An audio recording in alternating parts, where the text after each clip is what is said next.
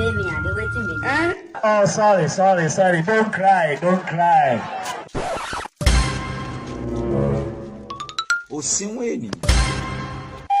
Oh no!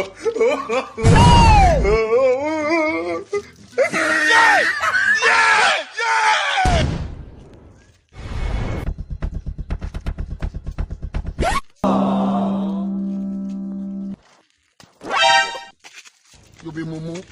You think say they wise? You are a mumu man. Here is God. Oh. Will you keep quiet? Pregnant?